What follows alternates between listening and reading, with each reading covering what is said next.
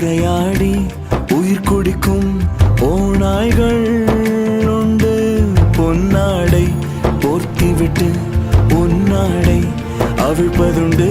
பூச்செண்டில் ஒளிந்திருக்கும் பூனாகம் உண்டு.